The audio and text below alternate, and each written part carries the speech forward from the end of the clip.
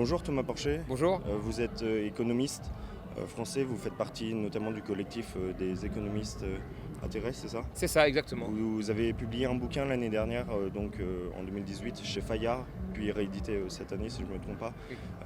C'est le Le traité d'économie hérétique, voilà, tout à fait. Comment vous pouvez expliquer que le mouvement finalement s'est désolidarisé comme ça, Écoutez. alors que finalement, c'est ce que vous dites, vous vous rejoignez sur 4 points qui étaient l'urgence climatique, l'urgence sociale, la démocratie et l'Europe. Comment vous pouvez expliquer ça? Le mouvement, il fonctionnait très bien, avec beaucoup de succès. On avait quand même 30 000 adhérents en l'espace d'un mois. 30 000 adhérents, c'est quand même énorme, 5 000 en une semaine. Le mouvement fonctionnait assez bien. Autour de ces 4 urgences, on arrivait à trouver des points d'équilibre. Et c'est pour ça qu'on arrivait à fédérer et qu'on a eu autant d'adhérents. On avait, je crois, plus de 100 référents dans toute la France. Voilà. Mais à un moment, s'est posé la question de l'élection. Or, l'élection, le nerf de la guerre, c'est en partie les financements. Voilà. Et donc, on a créé ces réunions avec Génération, avec la France Insoumise qu'on invitait, avec le Parti communiste et avec le Parti socialiste. Dans ces réunions, très vite, le Parti socialiste est resté et a proposé à Raphaël Glucksmann la tête de liste. Et là, il y a eu un vrai débat interne.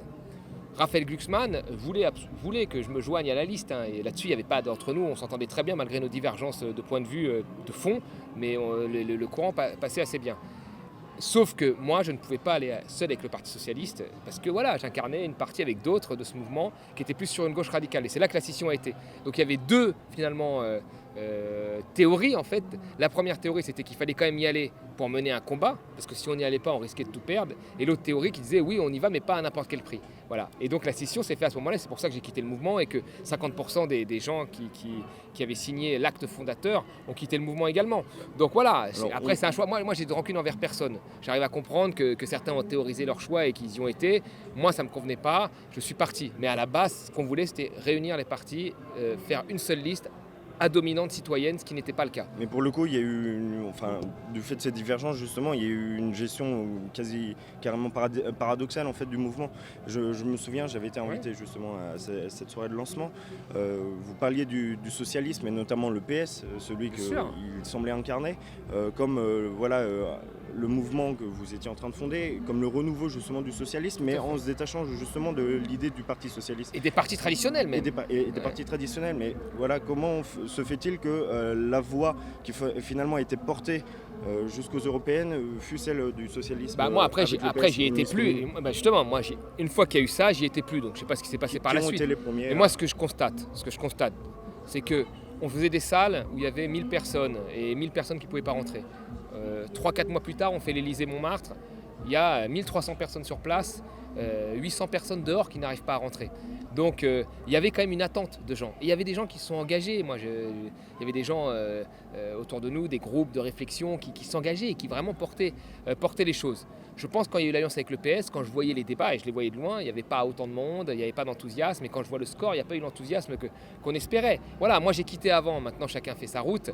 Je pense que ce mouvement, on l'a gâché en étant trop pressé. Mais je ne pense pas qu'il y avait de mauvaises intentions. Je pense qu'il y avait des gens qui pensaient qu'il fallait une élection pour fédérer.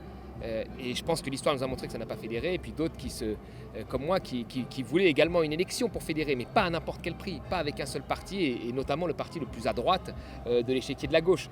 Le PS comme partie prenante, oui, parce qu'il y a des élus locaux qui font des choses super, mais le PS... avec derrière Cazeneuve, Hollande et Jospin et Aubry et d'autres qui viennent sauver ce qui reste de place publique, c'est très triste, moi je trouve. Est-ce qu'aujourd'hui, vous estimez qu'on est en démocratie? Donc c'est un adage qui est assez courant, et dans l'imaginaire collectif, je pense qu'on peut très largement laisser place au débat. Je veux simplement savoir, pour vous, ce que vous pensez du fait que il y ait des élections, un scrutin à 2 tours. L'urgence démocratique au départ, c'était le fait qu'une plus grosse partie de la société civile s'empare du débat et qu'on n'ait plus des professionnels de la politique. Place publique. D'où place publique. Sans vouloir vous en reparler. D'où place publique, tout à fait. C'était ça le but au départ. Donc une liste citoyenne avec des gens qui font, pas des gens qui sont derrière d'autres qui ont une carrière professionnelle de politique. C'est ça le but. Maintenant, avec ce qui s'est passé cette année, les violences policières, des procureurs qui soutiennent le président sur des violences policières, un IGPN, une espèce de connivence comme ça entre les services de police, les procureurs et les représentants politiques. C'est vrai que là aujourd'hui, se dire qu'on est dans la démocratie la plus sympathique du monde, je crois pas. Je crois qu'on est vraiment dans. Je crois que les inégalités de moyens, etc., font qu'aujourd'hui on a le mot liberté, égalité, fraternité mis sur les mairies, les écoles ne veut absolument plus rien dire. On voit bien que vous avez une justice à deux classes, une éducation à deux classes, une santé à deux classes. Et donc là, on ne peut plus dire qu'on est dans ce qu'on appelle une démocratie. On est, pour moi, dans un ancien régime de plus en plus. Alors justement, même si je peux critiquer aujourd'hui le président sans que les flics viennent chez moi, parce que mais sur les faits, il y a une partie de la population aujourd'hui qui a de moins en moins accès aux services de base. Donc c'est ça qui mine la démocratie pour moi. Notamment sur la liberté de la presse, on l'a vu avec le mouvement social des Gilets jaunes. Il y a Reporters sans frontières l'année dernière qui a sorti un rapport qui établit la France comme étant en 32e position, il me semble. En recul en plus. En recul. En recul. Ouais. Par rapport justement à cette liberté de la presse, la liberté d'expression. Ce pourquoi pourtant Emmanuel Macron avait été élu il y a plusieurs années comme président, qui incarnait cette jeunesse dynamique et puis pleine de liberté, pleine de promesses. Quel est le mot que vous tirez un petit peu bilan, le constat que vous pouvez tirer du quinquennat en sachant qu'on est à peu près à mi-mandat? Le quinquennat, Macron avait dit pourquoi il allait se faire élire. C'était clairement flexibiliser le marché du travail, casser le service public, réformer les retraites, réformer l'assurance chômage, ce qu'il est en train de faire. Même s'il fait des grands débats, c'est ce qu'il fait. Là, il ne change pas son agenda. Il change juste la manière dont il le fait. Au début, il est passé sur la loi travail par des ordonnances très agressives. Maintenant, il va discuter avec des gens, mais les réformes vont continuer. Ordonnances voilà, exactement. Maintenant, sur les journalistes, ce qui est assez marrant, c'est que les journalistes ont été très cléments à l'égard d'Emmanuel Macron pendant sa campagne. Il a eu plus de temps que tous les partis de gauche en termes de diffusion de ses meetings. Voilà, et dès qu'il a été élu, la première chose qu'il a fait, c'est qu'il a fait comme l'ORTF. C'est-à-dire qu'il a dit, moi je choisirai mes journalistes. Est-ce qu'on a le droit de dire ça aujourd'hui si c'est la liberté? Il est choisi ceux qui l'accompagnent, donc il choisit que des journalistes complaisants. Donc il s'est comporté comme l'ORTF. Et puis ce qui s'est passé avec les couvertures de manifestations, là, les journalistes ont signé plusieurs papiers, des journalistes ont été arrêtés, des journalistes ont été blessés. Donc là, ça pose un vrai problème, je veux dire, pour la profession. On recule dans les classements, ça recule, tous les pays d'Europe reculent. Donc nous, on devrait plutôt faire l'inverse, montrer l'exemple, et on va plutôt dans le sens de l'ensemble des pays européens dans le traitement de l'information et dans le traitement des journalistes. C'est ma dernière question, vous étiez en train de parler tout à l'heure, vous avez pris la parole et dans votre prestation vous avez dit que vous n'étiez pas contre un capitalisme, mais vous étiez contre le capitalisme libéral. Est-ce que vous pouvez expliquer un petit peu plus votre pensée? Parce que justement c'est difficile à comprendre.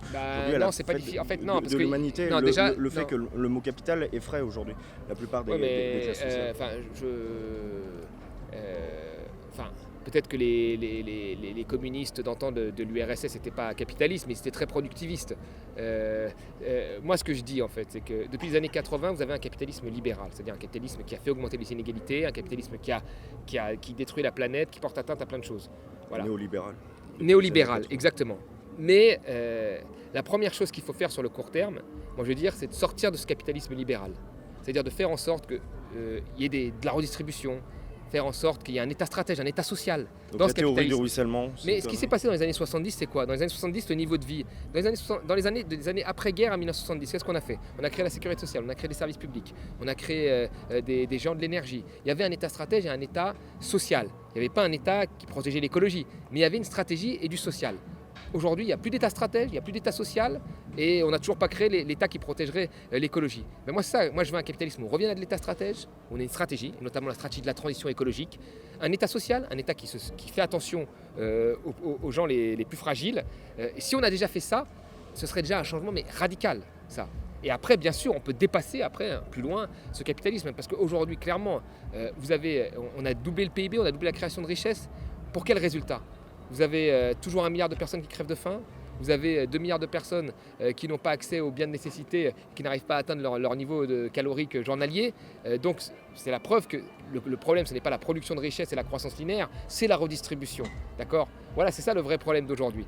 Mais après, voilà, dans un premier temps, on commence par ça et puis après, on dépasse ça. Parce que sinon, qu'est-ce qu'on fait quand on va voir des raffineries ou des entreprises qui ferment? Qu'est-ce qu'on fait? Quand je vais voir, moi, les ouvriers des raffineries, je leur dis, attendez les amis, il faut dépasser le capitalisme, il faut fermer, il faut vivre la slow life, ils vivent déjà le slow salaire, ils vivent déjà... Et tu leur dis, non, là, tu dois leur dire, non, il faut faire quelque chose de votre outil de travail, pour servir l'écologie, voilà, tu dois quand même mais tu dois pas leur dire c'est fini le capitalisme. Non, c'est pas possible d'aller dans ce sens-là. Non, il y a une première étape où on sort du capitalisme libéral, et après, quand on aura fournit tous les biens de nécessité à chaque personne et un statut de vie convenable, on dépassera ce capitalisme-là. Mais il y a urgence, il y a une urgence écologique, la première chose, et puis il y a une urgence sur les inégalités, voilà, sociales. Merci beaucoup Thomas Porcher.